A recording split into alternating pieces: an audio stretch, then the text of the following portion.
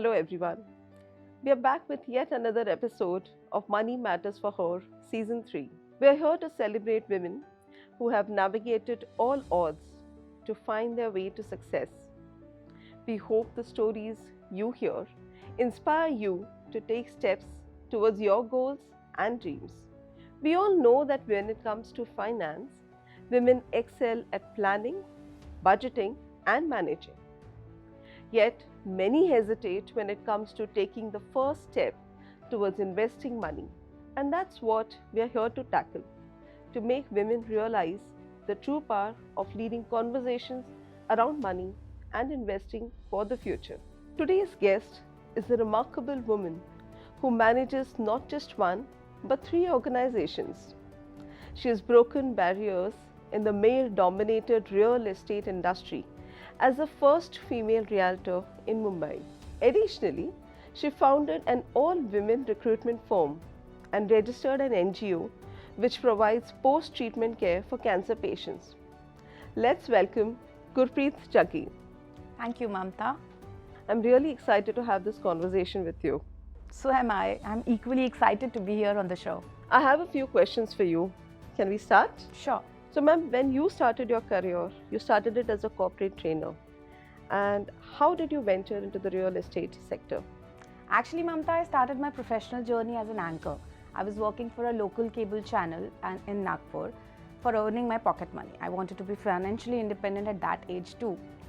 While I was doing my graduation, I was working with the cable channel, and during my post-graduation, I continued with that and also picked up a couple of projects to earn my pocket money. While I was working with the B school after finishing my post-graduation, I got an offer from a private sector bank and I moved to Bombay. And that's where my professional journey in Bombay started. My father was unwell and unfortunately I had to resign.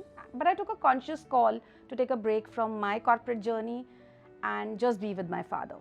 After resigning, a friend who knew my flair towards aesthetics suggested me that I should help him in his ongoing interior projects. But fate had some other plans for me. During that process, I negotiated a deal for my neighbor, और वो एक नहीं, एक के बाद एक 3 deals लगातार I did in real estate. Real estate was a really unorganized sector and I was not very sure whether I would want to step into it. But my confidence and my organized way of working and my skills forced me to take this as a profession. जिद था, प्यार था, वो it says नाना करते प्यार तुम ही से कर बैठे और प्यार हुआ भी तो real estate से. So I think that gave me a boost by continuing that as my career, and I was queen of my own time. I could spend as much time as I wanted with my father, and at the same time I could work as per my own conditions. So I think this was the most motivation that I had in terms of stepping and working in a most unorganized sector in an organized way. Wow. From earning pocket money to being a corporate trainer and then into a real estate business. That is quite a journey. When did you realize that it's important to be financially independent? Well, Mamta, I come from a traditionally conservative Sikh family. But during those times, my mom was financially independent. She was a double MA B.Ed and she was working. So she taught me and my brother how to manage funds and how to even save our pocket monies that she used to give us. Unfortunately, I lost my mom due to cancer at a very young age. So after mom passed away, dad gave me the responsibility of managing the household expenditures. I think that's where I learned how to manage money. But still, I used to spend a lot. As I mentioned that I was earning while I was studying, so I सारे पैसे उड़ा देती थी. But when I joined the bank, as I mentioned earlier, that is where when I had undergone the banking and the IRDA trainings, that's where I realized that investing is important. And तब जो कमाती थी वो बचाती थी. I started investing in mutual funds and FDs from the first month of my joining that bank. That's where I earned quite a bit. And as I mentioned, and when I did real estate deals, I cracked 3 deals altogether. That's again was a huge money. So spend करने से अच्छा था save करो. So I learned the value of money, and I learned that how important it is for a woman to invest at the right time, at the right place, which is helping me today in my life. That's impressive. In fact, real estate is very male dominated. So, did you have to struggle a lot to prove your mettle in real estate and in investments? Absolutely Mamata, it was difficult. मुझे कोई भी चीज़ life में आसानी से नहीं मिली. ये तो मेरा करियर था. It was very difficult and honestly मैंने नहीं सोचा था कि इतने चैलेंजेस फेस करने होंगे. I was looked as an alien. मैंने to sit to crack a deal on the table. People use to feel कि ये नहीं कर पाएगी. And that use to demotivate you at times. It was really demotivating, but I mean, finally I sailed through very well through it. There were times when people used to feel कि deal तो हो गई, आगे registration कैसे करेगी, because real estate was the most unorganized sector, as I said, and I like to work in an organized way. Luckily, even everything fell into place, but I think that gave me more confidence, and I had to put in more efforts in terms of proving myself than what my male counterparts would have done. But I think that was the need for an hour. And I think today when we look at the scenario where women are breaking all barriers in all male-dominated industries and the landscape is changing. So yeah, it was difficult. Your story is pretty motivating. In fact, through all the struggles you've managed not just one, but two businesses and an NGO. How do you manage to juggle between all three? I think all three go hand in hand.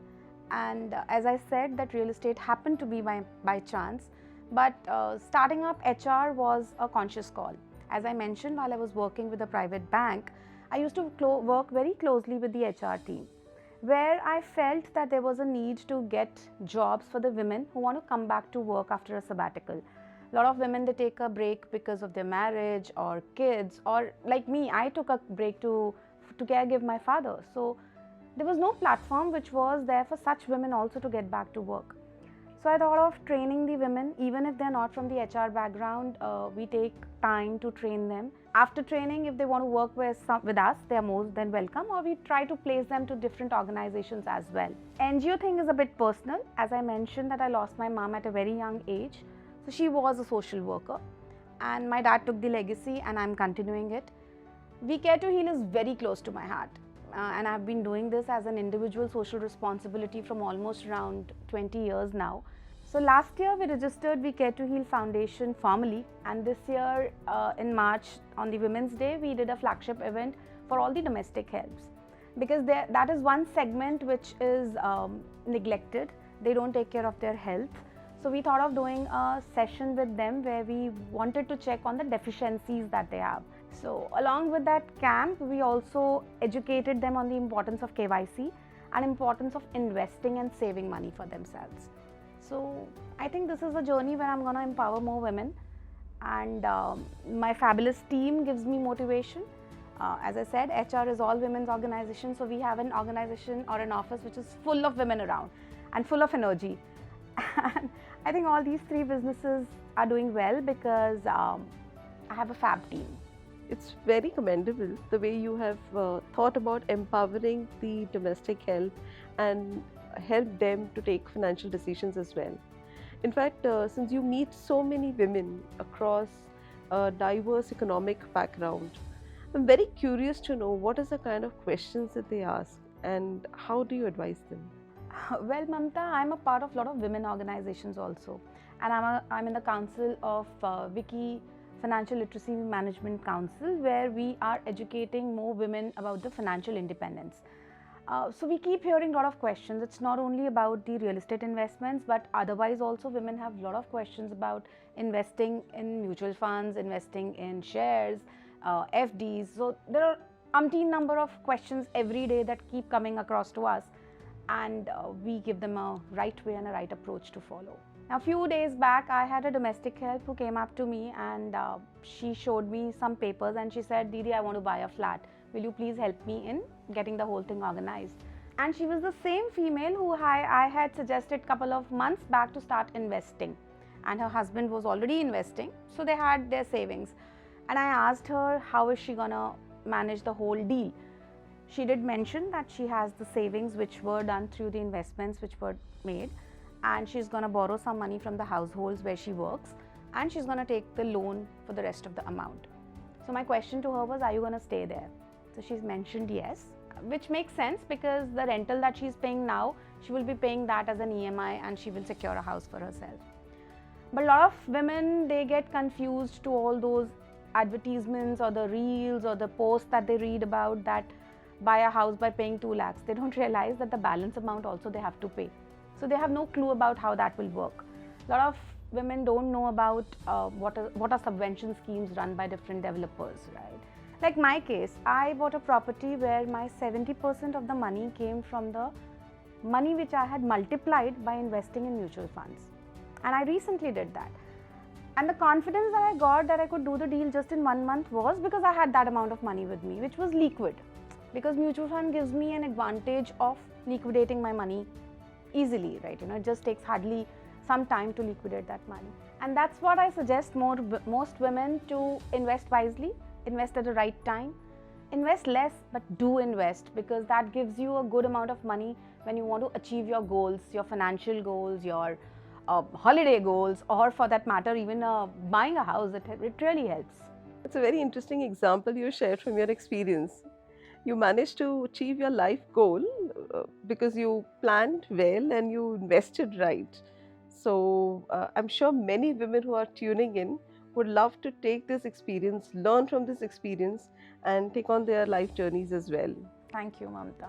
In fact, we have the rapid fire round here. I'm going to be asking you a few questions and would request you to share the first thing that comes to your mind. Sure. So are you ready? Investing in your goals sahi hai because? Bilkul sahi hai. As you just mentioned that I achieved my life goal of buying a property. Yes, I did, because I planned for it. I invested for it. I wanted to be a corporate trainer, enter the corporate world. I did that. I wanted to be with my father while I was working. I achieved that by being a woman realtor. I achieved my goal. I didn't want to leave real estate, wanted to leave my mark on it. I am there. I wanted to do something for the segment of women, where I started with HRAs, and it's been almost around 9 years. I'm running it successfully. Goal achieved there. Wanted to register an NGO, did, doing work there. That was again a goal. Wanted to be a board of director. My journey started this year, cleared the exam, on to that goal. So I think अपने goals में invest करना बिल्कुल सही है, क्योंकि वो हमारे future के लिए एक path होता है, हमारे लिए होता है. So nothing wrong in it. The only answer that I can think for is sahi hai. बिल्कुल सही है. Well, moving on to the next question. Financial independence according to you is?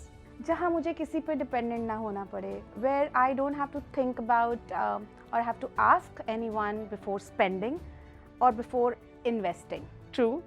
One financial advice that can change anyone's life. I've been saying it through the beginning itself. Invest करो, सही time पे करो, थोड़ा थोड़ा करो, compounding का interest देखो, पर please invest करो. Invest करना बिल्कुल सही है. Great. One financial advice that changed your life? Invest in yourself, बाकी अपने आप सब कुछ आ जाएगा. This is coming from a lot of experience, I can tell. I would like to move on to the last question. Can you tell us 3 ways in which women can make money matter to them? 3 things which are most important. 1, start earning and be empowered to spend the money that you're earning. Moreover, please get involved in the discussions which happen across the table at home. Please get involved to know what's happening, where the family is investing, why are they investing. At the end of the day, money matters for her. It's high time now people should know that money matters for us. Gurpreet, that's a great way of summarizing the entire discussion that we've had today. Thank you very much for sharing your thoughts. In fact, what we hear is financial independence, empowerment, discipline, persistence. So that's a great way to end this conversation. Thank you very much for being here with us and sharing your thoughts. I would like to thank the audience for joining us today and being a part of this journey.